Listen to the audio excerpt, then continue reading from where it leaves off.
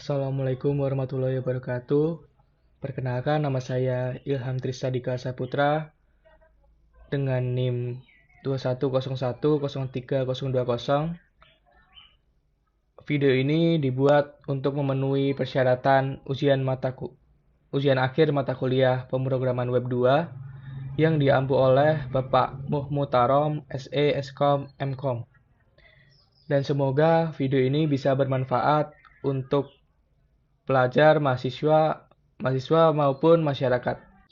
Sebelum kita masuk dalam proses pembuatan database dan tabel-tabel, kita masuk dalam web server dulu, yaitu exam, untuk menyalakan MySQL dan Apache. Setelah running, kita masuk dalam php-myadmin.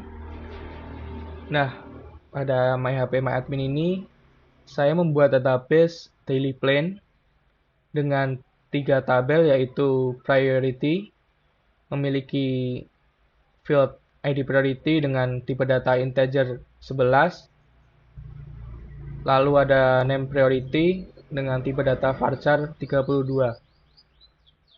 Lalu ada tabel status, memiliki 2 field, yaitu ID status int11 primary key, lalu ada name status tipe data varchar 32. Dan di sini ada tabel terakhir, yaitu tabel task, memiliki 6 tabel. Yang pertama ID task merupakan primary key, title dengan tipe data text, start time dan end time dengan tipe data date, ID priority dan ID status yang berrelasi dengan tabel sebelumnya, yaitu priority dan status. Setelah membuat database ini, kita masuk dalam folder kode editor, masuk dalam exam, htdocs, lalu folder yang kita buat, kita masukkan ke text editor kita. Saya menggunakan Visual Studio Code.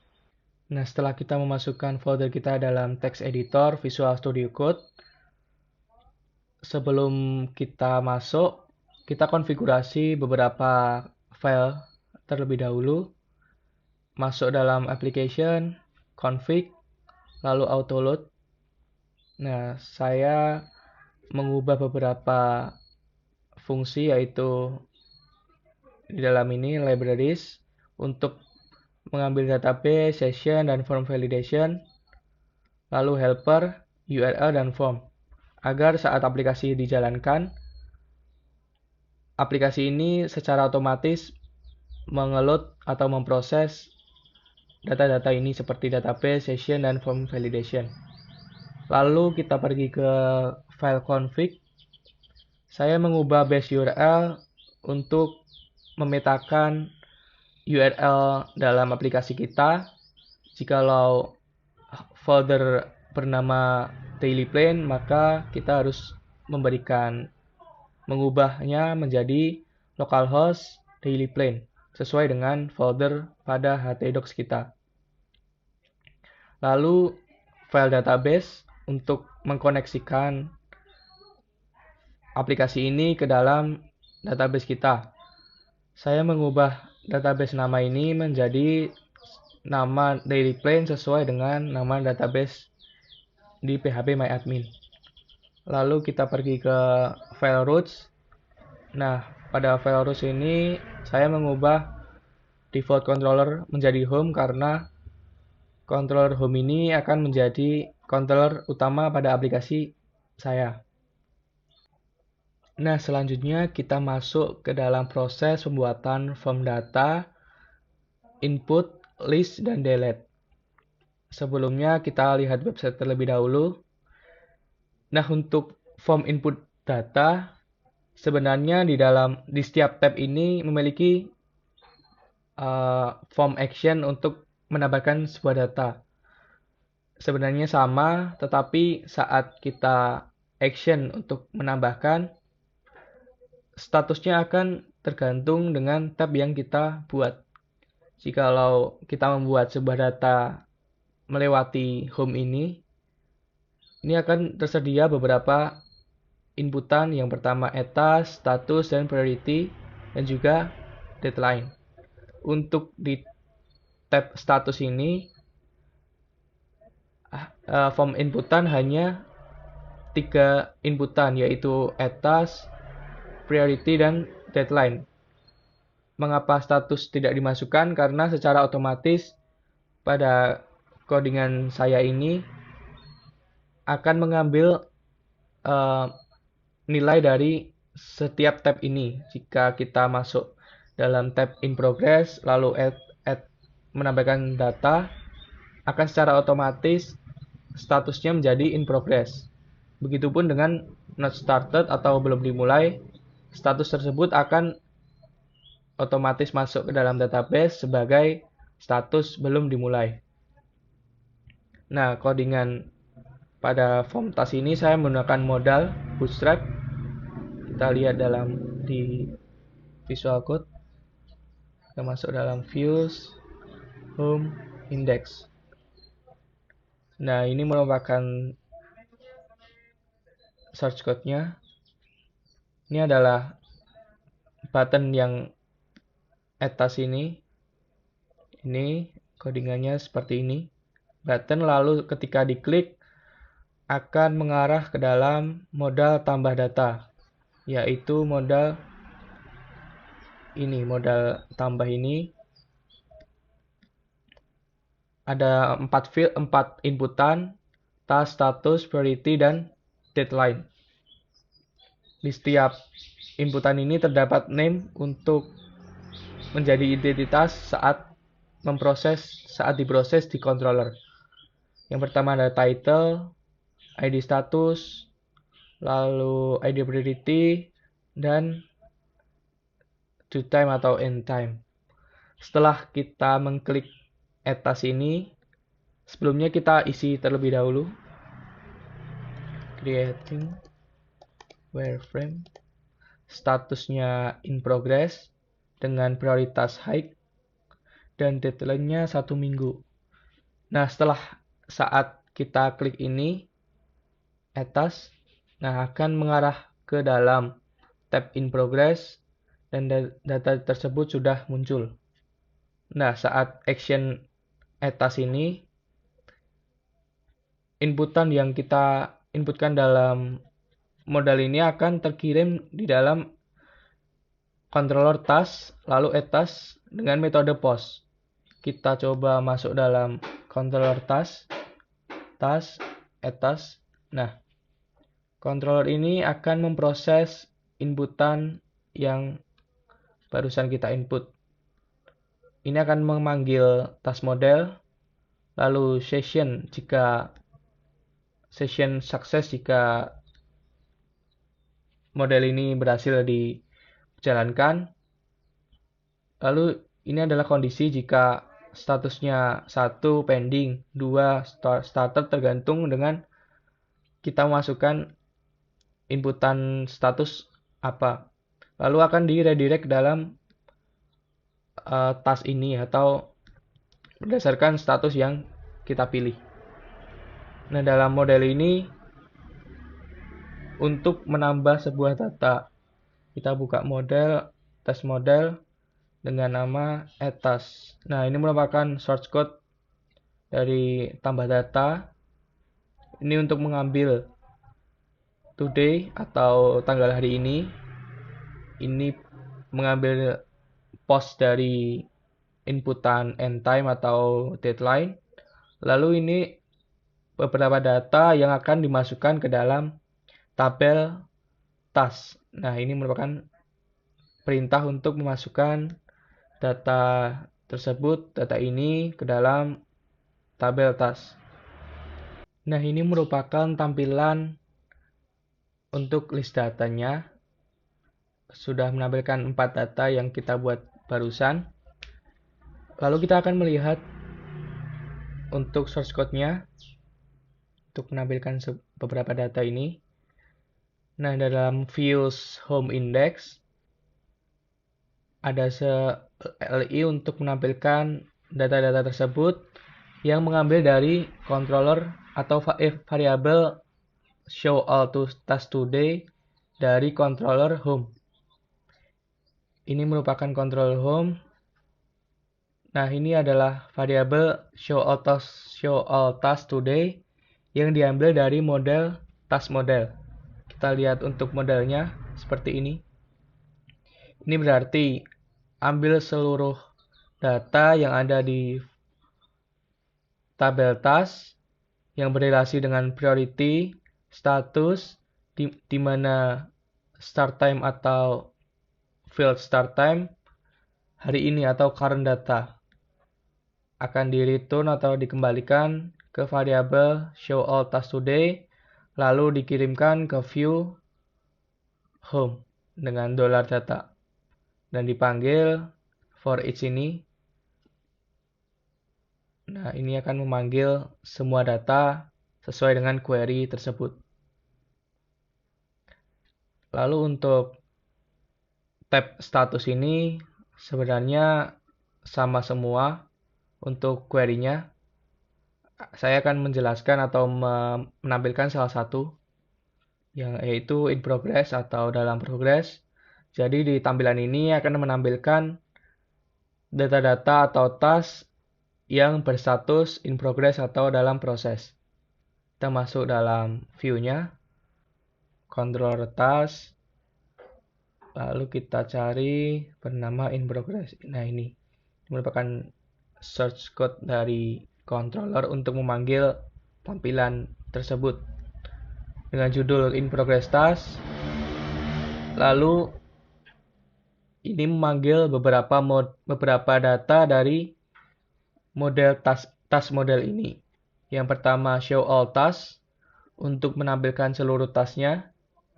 Lalu ada show all status menampilkan master dari tabel status dan juga priority untuk menampilkan atau memanggil data-data dari tabel master priority. Lalu untuk show all task by status ini berarti ambil seluruh task di mana statusnya yaitu in progress. Jadi controller ini semuanya sama, complete, in progress, not started, maupun pending. Yang membedakan adalah saat variabel show all task by status ini dikirim sebuah parameter sesuai dengan tabel seperti ini. Sesuai dengan status. Nah, jika 1 maka pending, 2 not started, 3 in progress, dan 4 complete. Sesuai dengan ini, jika tampilan in progress, maka yang dikirim adalah nomor 3 atau in progress. Kita coba lihat untuk task model show all task by status 3 atau in progress. Nah, dalam model ini bernama show all task by status, parameter tersebut, angka tadi akan masuk dalam parameter ini, variabel $status, yang akan diproses dengan query seperti ini. Tampilkan seluruh data dari tabel task yang berrelasi dengan priority, status, diurutkan sesuai dengan prioritasnya dari yang terkecil atau low, di mana ID status tersebut sama dengan status yang kita kirimkan dari controller tersebut. Misal dari in progress 3, query ini akan mencari data yang statusnya in progress. Lalu kita kembalikan dengan return query result array. Lalu dikirim, disimpan di controller task, disimpan di sini, show all task by status, dan dikirim di dalam file status in progress. Ini melemparkan data. Kita coba buka status in progress, views untuk tampilan in progress. Nah, ini sesuai dengan ini. Nah, tampilan ini source code-nya seperti ini. Nah, ini adalah coding untuk menampilkan seluruh data. Kita ambil variabel show all task by status agar data yang akan kita tampilkan statusnya in progress atau dalam proses. Ini akan secara otomatis menampilkan data tersebut. Itu juga sama dan juga berlaku untuk setiap views yang ada di status ini. Jika not started, yang ditampilkan adalah data yang statusnya not started atau belum dimulai. Selanjutnya kita masuk dalam proses delete data. Nah, untuk delete data, kita coba untuk masuk di home, lalu kita akan menghapus salah satu data atau beberapa data. Kita coba untuk menghapus dengan klik icon ini. Nah, icon ini menampilkan data sesuai dengan apa yang kita klik. Jika creating wireframe, kita akan menampilkan sesuai dengan data tersebut. Lalu kita akan mendelete task tersebut. Nah, di dalam saat kita menyorot tombol ini, di bawah sini akan terlihat localhost daily plane dengan controller task, delete task di mana ID-nya 1. Bisa dilihat di bawah ini saat saya menyorot.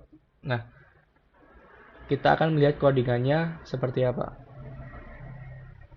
Kita masuk ke home, edit, delete, view home, di dalam views, home lalu index.php. Kita lihat untuk delete. Ini adalah delete.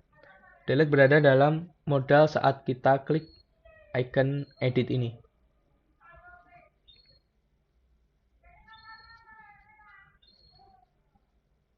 Nah, ini adalah codingan untuk button delete task atau mendelete data tersebut menggunakan aref, lalu kita arahkan ke controller task, delete task dengan membawa parameter ID task untuk mengetahui data mana yang akan dihapus. Kita coba masuk ke dalam controller ini, task, delete task. Nah, pada controller ini, fungsi delete task akan menerima parameter ID task tersebut yang dikirim dari views, lalu diproses dalam task model. Kita lihat task modelnya dengan nama delete task, dengan lalu mengirim ID task, membawa parameter tersebut. Delete task. Nah, query-nya sangat simpel, yaitu $dp_delete. Task ini merupakan nama tabel, lalu dilanjutkan dengan ID primary-nya. Fungsi delete task membawa parameter ID task, lalu akan dieksekusi oleh kode igniter dengan query tersebut.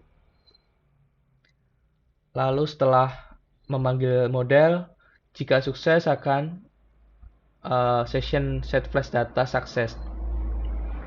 Lalu ini opsional karena setelah kita delete ini akan mengarahkan sesuai dengan tab current tab atau tab yang kita pilih. Misal kita menambahkan mendelete sebuah data dari in progress, dengan ini akan mengarahkan halaman tersebut ke dalam in progress, akan kembali lagi ke halaman sebelumnya dengan kondisi ini. Lalu akan ke redirect task dengan status ini. Kita coba delete task in progress. Nah, akan mengarah ke complete. Kita hapus lagi. Nah, jika kosong akan terlihat seperti ini. Karena belum ada data, saya menggunakan komponen skeleton untuk jika datanya kosong atau belum diisi. Selanjutnya saya akan menjelaskan bagaimana saya mendapatkan template admin dashboard ini yang kita lihat saat awal ini.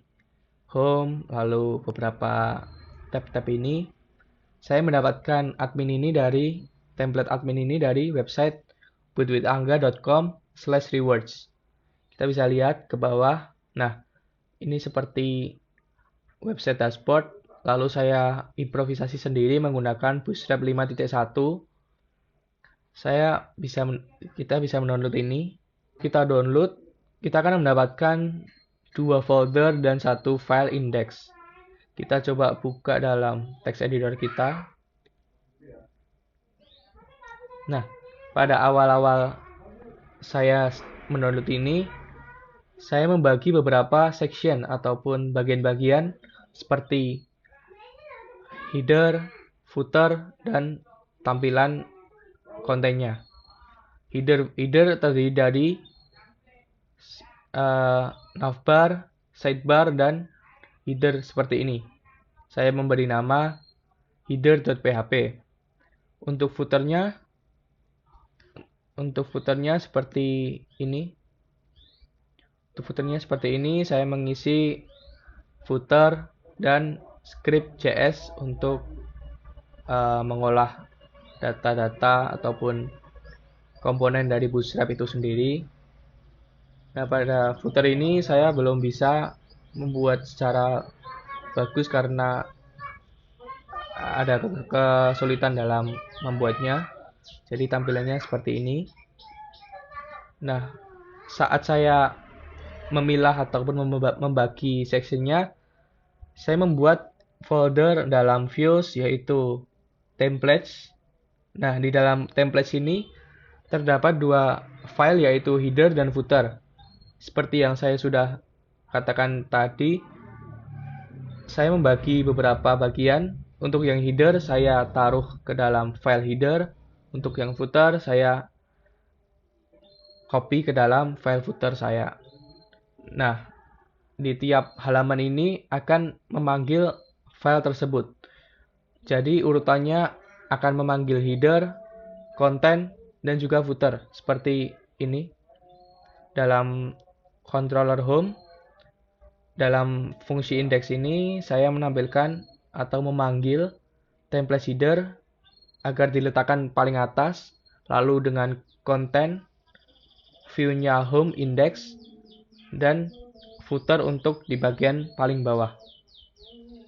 Nah, itu seperti yang kita lihat sekarang.